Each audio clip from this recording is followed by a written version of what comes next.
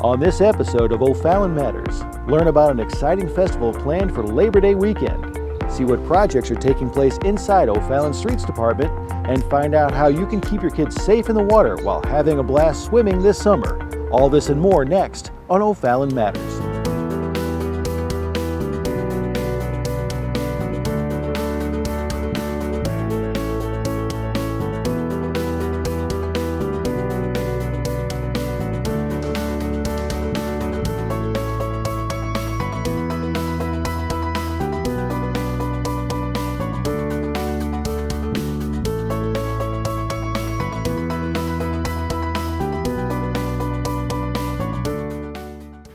Welcome to O'Fallon Matters. Over the next 18 months, residents will be treated to public art on a grand scale. Joe Meyer has more on the new sculpture displays located throughout the city.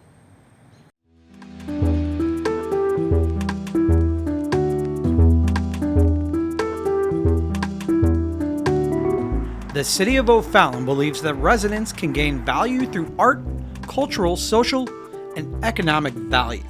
Public art can provide a connection between the past, present, and future. And now, the city is unveiling their new rotating sculpture series, The Shape of Community. This citywide temporary sculpture exhibition features large-scale works of art in prominent areas throughout the city. Shape of the Community is a national call for sculptures for outdoor public spaces. So last time we did this, we had 7 sculptures that were brought in nationally. This time around, we were able to add 2 more pads, which created 10 possible sites. This exhibition is unique to the entire St. Louis metropolitan area. The 10 selected sculptures are presently displayed at the City of O'Fallon properties, and the 2020-21 series received dozens of entries from all corners of the United States. The City of O'Fallon's Cultural Arts Commission then narrowed those submissions to the 10 large-scale sculptures loaned by artists for an 18-month period. We got a really good group of artists this year, ranging from England to New York to Texas to Minneapolis to New Mexico, San Diego, and then we have 3 Missouri residents. I think these works, being the contemporary sculptures that they really allow an individual to gaze upon these in self-reflection, and they can really absorb the artwork and allow it to become what they want it to become, and not be forced by the artist to understand exactly what the artist's intent was. Each sculpture offers unique designs with angles and 3-dimensional property. All 10 sculptures tell a story. And when we caught up with artist Jeremy Colbert, it was apparent that he had a specific vision for his sculpture titled Solitude of Journey. The piece itself has two fish or 2 whales that are coming up from the bottom, and then above it is these 2 canoes that are going towards this crane that sits on top of it. And the piece is just about hope, about dreams, and about unity in a way, and about each individual person's own journey through what they go through and how they respond to life. When you check out Sensor Device 2 by Kurt Deerhawk, you'll experience nautical imagery taken from his experiences living in Southwest Texas. His recent work recalls the mechanical forms and functions of elements from industry, presenting iconic images with new associations and meanings. In 1999, I moved to Beaumont, Texas, and of course I still do a lot of farming, but now all of a sudden I'm in a really tremendous port community. And so over the years it's fluctuated with these kind of farm and machinery implements to nautical and aeronautical, but they still kind of revolve around this kind of farming imagery, machinery imagery. It's always an honor to have work in a community.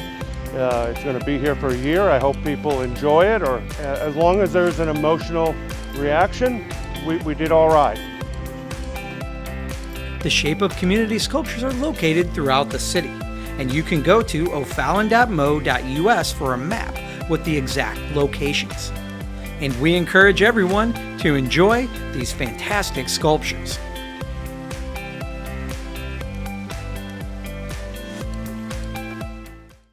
Get ready to celebrate Heritage and Freedom Fest 2.0 on September the 6th.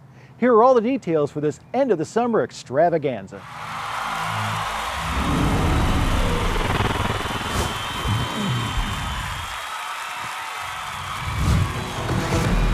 Great music has been a part of the Heritage and Freedom Fest DNA ever since the very first festival. And while our July celebration might be on hiatus this year, our revamped Heritage and Freedom Fest 2.0 will bring some of the nation's most exciting acts to the stage on Sunday, September 6th. Let's take a look at our main stage entertainment, starting with our headline acts. With 16 studio albums and 16 top 40 singles, rock headliner Styx has the barn-burning hits necessary to dominate the main stage. From the hunker-down fortitude and guitar licks of Blue Collar Man to the reach for the stars bravado of Come Sail Away, this show will be a once-in-a-lifetime experience for music lovers in O'Fallon. Our country headliner Dylan Scott is one of the hottest new stars in the country universe, and he's bringing his incredible range to Heritage and Freedom Fest 2.0. He's sold out shows at some of the nation's most famous venues, and you'll fall in love with hits like the breezy front porch anthem You Got Me and the steamy R&B jam Anniversary. But we're keeping the stage pumping all day long with a full lineup of incredible music. Rounding out the show are Steve Ewing, Dazed and Confused,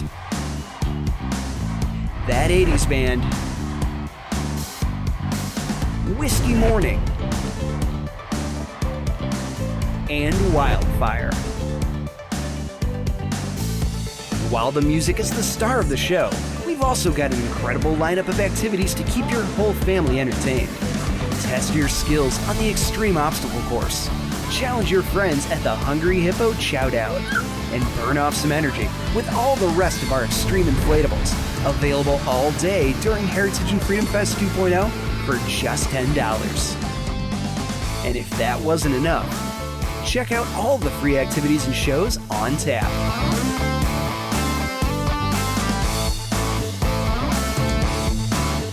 When the final chord has been strummed, you'll want to stick around because Heritage and Freedom Fest 2.0 closes out with a bang, literally.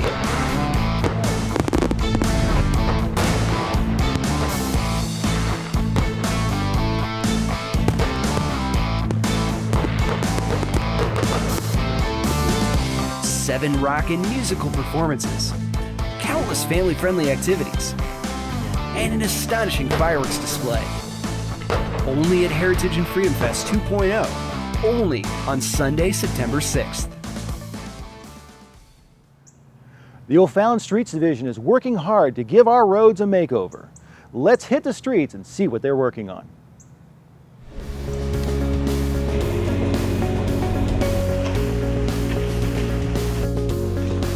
Rob Kratz, our streets maintenance supervisor, and his crew are hard at work ensuring our roads continue to be safe to drive on.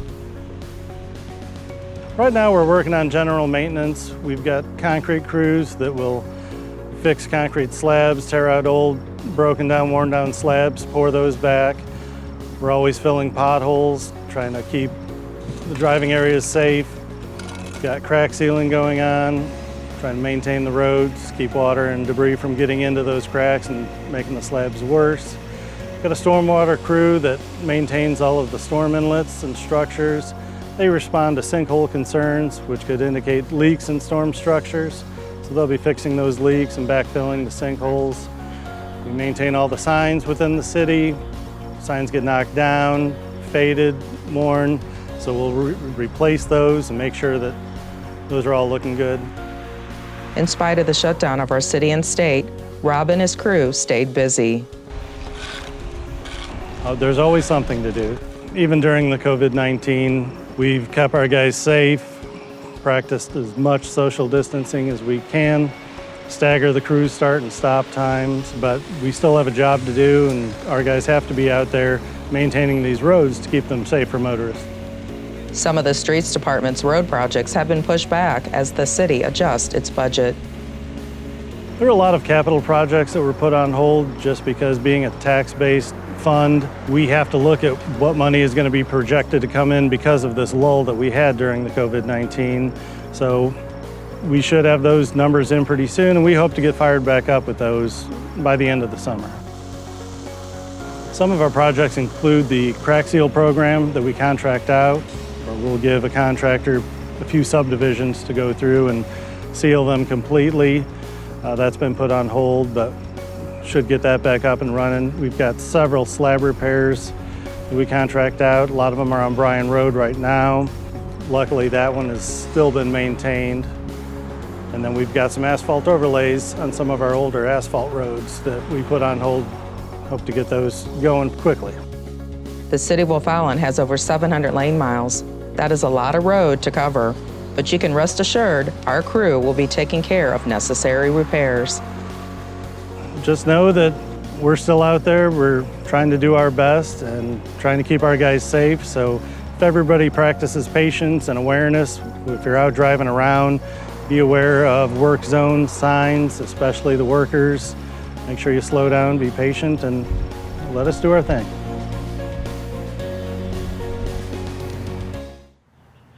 Swimming is a great recreational sport that can be enjoyed by people of all ages, but it's important to remember how to stay safe while you're in the water. Here are a few tips for the next time you head out to the pool.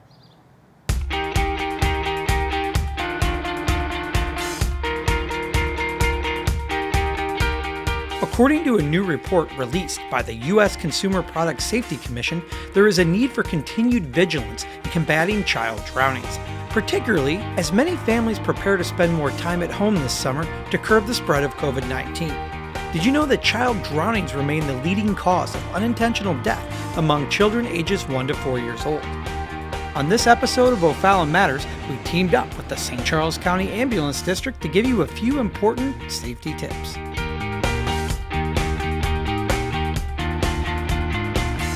We definitely want to make sure that everybody has a designated pool watcher, an adult out there all the time who is not distracted by a phone, a tablet, earbuds, anything like that. We want somebody with eyes on the pool at all times. And part of supervision is making sure that at least one adult at the pool has a cell phone handy in case of an emergency. We need to be able to summon help very quickly if the need arises. So bringing that outside, probably want to cover it up because of the concern of the phone getting too hot and those sorts of things. But having immediate access to dial 911 if the need arises is going to be very important also.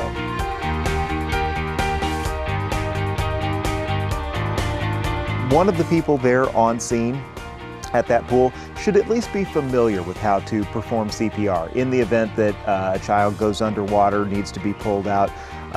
Having somebody there that can perform that in those first moments until trained help arrives is going to be absolutely imperative. So we want to make sure everybody is at least cursory familiar with how to perform CPR on children.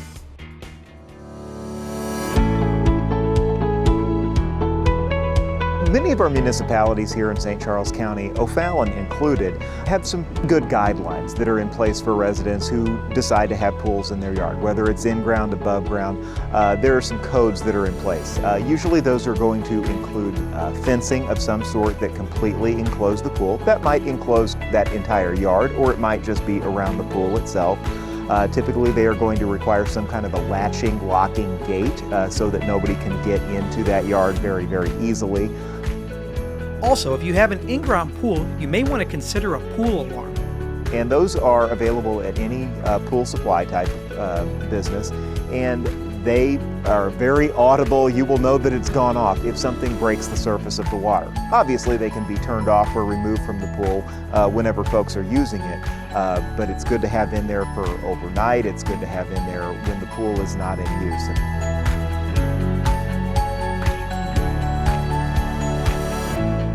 Swimming isn't just a fun activity to do with family or friends. It's a life-saving skill.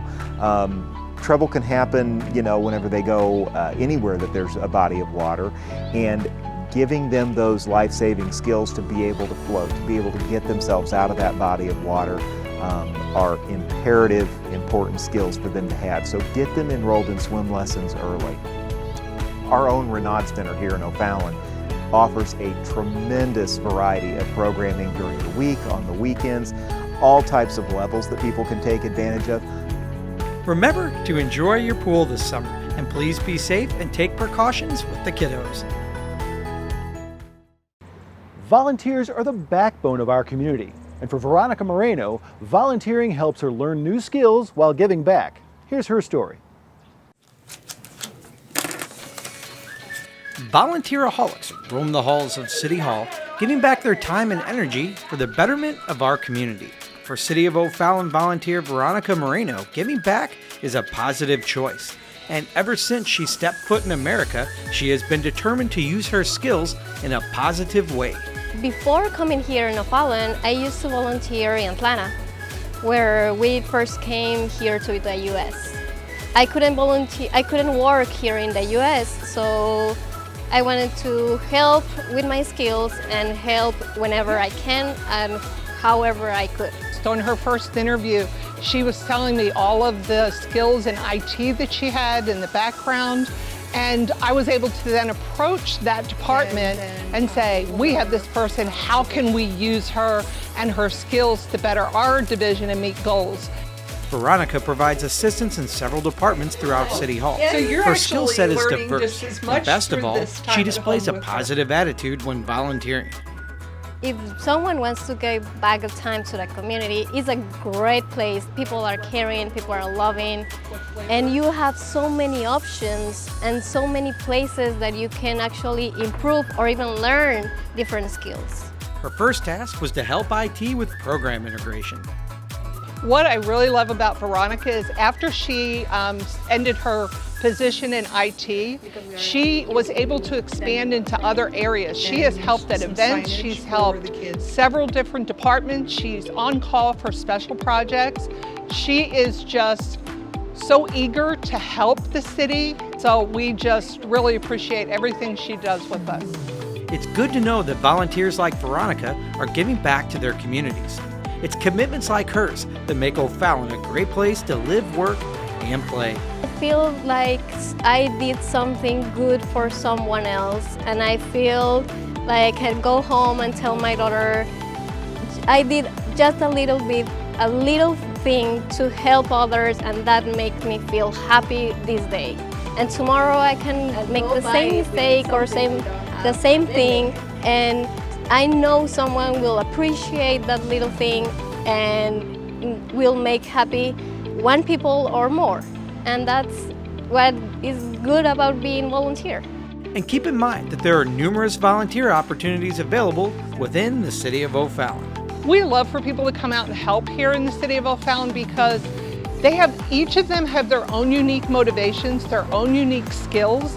And so what we try to do in volunteer service is to match those people, those skills that they have with the goals of each of the individual departments.